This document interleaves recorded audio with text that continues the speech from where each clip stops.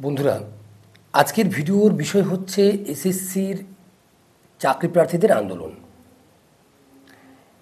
প্রথমেই কয়েকটা কথা বলে নিই, নইলে হয়তো অনেকেই আমাকে ভুল বুঝবে। প্রথম কথা বলি, আমি এই আন্দোলনের বিপক্ষে বা বিরুদ্ধে বা আন্দোলনটাকে ভাঙতে চাইছি, এই ধরনের একটা পারসেপশন অনেক স্টুডেন্টের মধ্যে, অনেক ক্যান্ডিডেটের মধ্যে তৈরি হয়েছে। প্রথমেই আমি বলি, ওই পারসেপশনটা সম্পূর্ণ ভুল, ভ্রান্ত। আমি আজকেও তোমাদের আন্দোলন করতেই বলছি। আন্দোলন না করলে ন্যায্য দাবি, সঙ্গত দাবি আদায় করা যায় না। হ্যাঁ, তোমাদের আন্দোলন নিয়ে কখনো কখনো আমি নেগেটিভ কথা বলেছি, সেটা আমার রাগ, ক্ষোভ, ব্যক্তিগত কারণে বলা, সেগুলো আলাদা ব্যাপার। কিন্তু আজকে বর্তমানে দাঁড়িয়ে যে অবস্থাটা তৈরি হয়েছে, এখানে কথা বলতে যাওয়াটাও রিস্কি।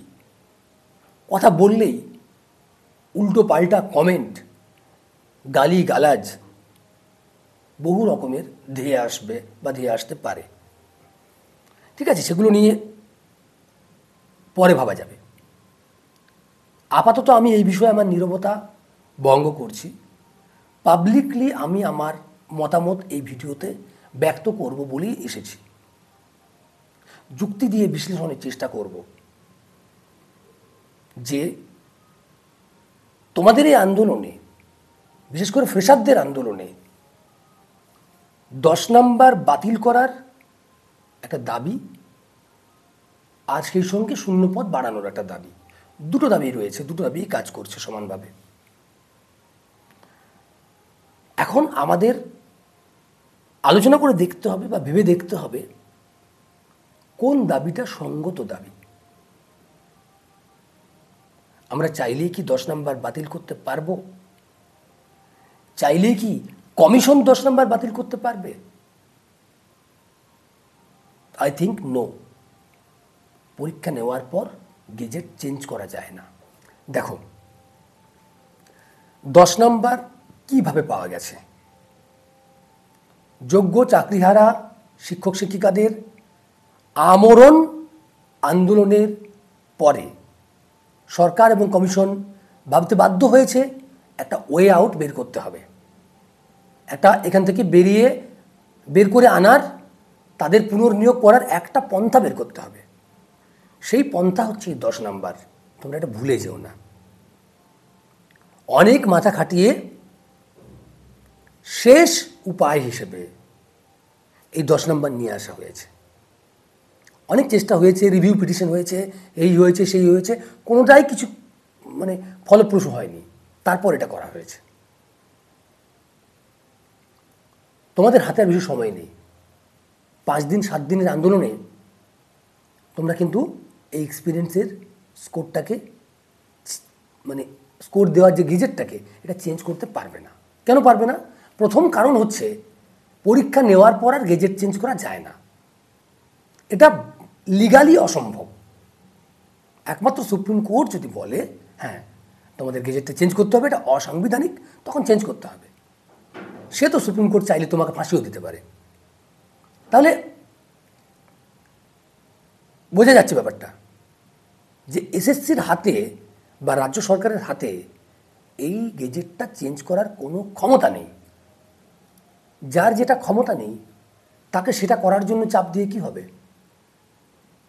ক্ষমতা যে নেই, সেটা কি তোমার জানা আছে? তোমাদের মতো আন্দোলনকারীদের জানা আছে? তুমি যদি মমতা ব্যানার্জিকে ভোটে হারিয়ে দাও, তুমি যদি সিদ্ধার্থবাবুকে জেলে ঢুকিয়ে দাও, তবুও এই গেজেটটা কমিশন চেঞ্জ করতে পারবে না, সম্ভব না। তাহলে সেই দাবিটার জন্য কী জন্য পথে নেমেছো তোমরা? আমি বুঝতে চাইছি না, বুঝতে পারছি না, বুঝতে চাইছি তোমাদের কাছে। শূন্যপদ বৃদ্ধি, সেটা কি সরকার বা কমিশনের হাতে আছে? সেটা আছে। শূন্যপদ বৃদ্ধির দাবি করলে সেটা কিন্তু সরকার পূরণ করতে পারে, যদি তাদের সদিচ্ছা জাগে। সেই সদিচ্ছা জাগানোর জন্য তোমরা আন্দোলন করতে পারো। সেইটা আন্দোলন হোক, আন্দোলনের ভাষা হোক। যদি ওটা ভাষা হয় তাহলে শিক্ষকদের তোমরা পাশে পাবে।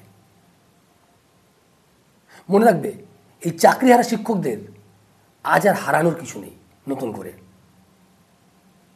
ওনাদের কেবলই ফিরে পাওয়ার আছে, নতুন করে হারানোর কিছু নেই। সব হারিয়ে গেছে। এবং তীব্র থেকে তীব্রতর আন্দোলন করে ওনারা কিন্তু 10 নম্বরটুকু আদায় করেছেন। আজ যদি তোমরা তার বিরুদ্ধে আন্দোলন করতে যাও, তোমরা ওনাদেরও চক্ষুশূল হবে এবং ওনাদের সমর্থন তোমাদের কাছ থেকে প্রতি আর থাকবে না। যদি দুটো দল এক হয়ে শূন্যপদ বৃদ্ধির জন্য আন্দোলন করো, সফল হতে পারো। সম্ভাবনা অনেক বেশি সাফল্যের। আমি বলছি না যে তোমরা আন্দোলন করলেই সঙ্গে সঙ্গে এখনই ভ্যাকেন্সি বাড়িয়ে দেবে, ভ্যাকেন্সি নাও বাড়াতে পারে।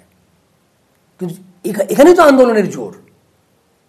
যাতে ভ্যাকেন্সিটা বাড়াতে বাধ্য হয় সরকার, মনে রাখবে 3000 4000 শূন্য পদে যদি বাড়ে, কাট অফ অনেক নিচে নেমে যাবে। প্রতিটা বিষয়ে যদি 400-500 করে শূন্যপদ বাড়ে, অনেক নিচে কাট অফ নেমে যাবে। কারা যেন বলছিল শূন্যপদ বাড়লেও কোনো লাভ নেই, সব নাকি এক্সপিরিয়েন্স টিচাররাই নিয়ে যাবে। ভালো কথা, কি করে নিয়ে যাবে? এক্সপিরিয়েন্স টিচার কি গাছে ধরে টুপটুপ করে পড়বে হেমন্তের শিশিরের মতো? কোথায় পাবে? এক্সপিরিয়েন্স টিচারের সংখ্যা তো ফিক্সড। কারা বলছে প্যারা টিচার, কারা বলছে কেভিএস, এনভিএস, কে বলছে আরও কী সব ম্যানেজিং কমিটির টিচার, সবাই নাকি এক্সপিরিয়েন্সের নাম্বার পাচ্ছে। মামাবাড়ি? এটা কি মামাবাড়ির আবদার? খবর নাও, ভেরিফিকেশন হচ্ছে টিচারদের কী কী লাগছে। একটা স্কুল থেকে আরেকটা স্কুলে ট্রান্সফার হলে দুটো স্কুলের অ্যাপ্রুভাল লাগছে, দুই জায়গায় দুটো অ্যাপ্রুভাল। দুটো অ্যাপ্রুভালের কপি দিয়ে তবে এক্সপিরিয়েন্সের নাম্বারটা 16 টিচাররা পাচ্ছে।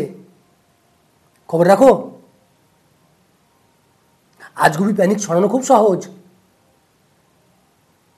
নিয়ম না জেনে, কোনো কিছু না পড়ে, গেজেট না পড়ে, কোনো আইন না জেনে প্যানিক করে একটু 500-1000 জনকে জমায়েত করা খুব সহজ। একটা আন্দোলনকে ঐক্যবদ্ধ করে, অর্গানাইজ করে একটা লক্ষ্যের দিকে নিয়ে যাওয়া এত সহজ না। 3 দিন ঠেঙা দিলে 4র্থ দিনে তুমি আর ক্যান্ডিডেট খুঁজে পাবে না আন্দোলন করার। 9-10 রেজাল্টটা বেরোতে দাও। 9-10 রেজাল্টটা বেরিয়ে গেলে 90% ক্যান্ডিডেট আন্দোলনে যাবে না। কারা আন্দোলনে গেছে জানো? 56, 57, 58, 59 পেয়েছে যারা, তারা 9-10 নর্মালি ডাক পাবে। 11, 12 আর 9-10 এক না, দুটো পরীক্ষার ঘটনা সম্পূর্ণ আলাদা। 11, 12 ভ্যাকেন্সি কম, এক্সপিরিয়েন্স টিচার বেশি, কাট অফ হাই হয়ে গেছে, কারণ টিচাররাই সবাই জায়গা পায়নি। যেখানে বাংলা বিষয়ে 1000-এর উপর এক্সপিরিয়েন্স টিচার, সেখানে শূন্যপদ 11, 12 370, কাট অফ তো হাই হবেই। একটা 10 ফুটের রাস্তায় তুমি যদি 50টা গাড়ি ছেড়ে দাও, রাস্তায় তো জ্যাম হবেই। কিন্তু রাস্তাটা যদি 10 ফুটের জায়গায় 70 ফুট হয়, 50টা কেন 500 গাড়ি ছাড়লেও জ্যাম হবে না। 9-10 ভ্যাকেন্সি 2900 বাংলা বিষয়ে, সব বিষয়েই বেশি বেশি, বাংলায় ডিফারেন্সটা সবচেয়ে বেশি বোধ হয়। 11, 12 370, 9-10 2900।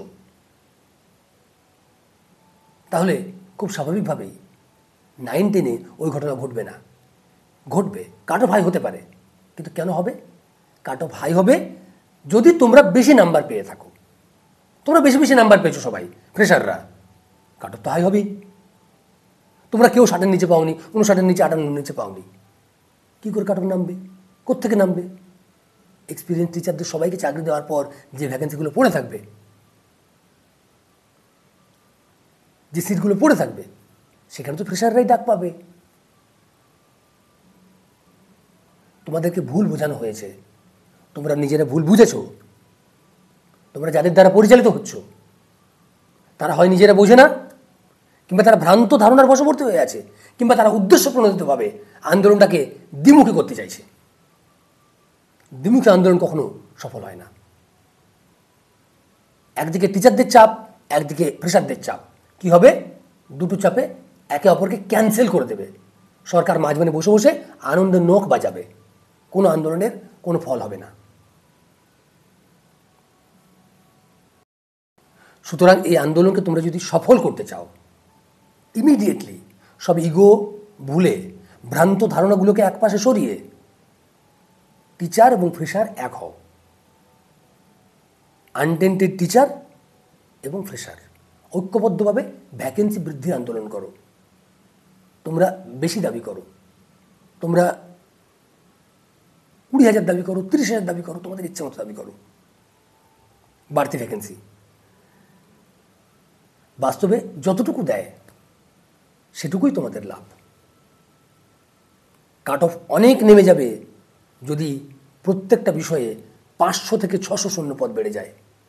মনে রাখবে, এরপর যেটুকু বাড়বে সবটাই ফ্রেশারদের জন্য বাড়বে।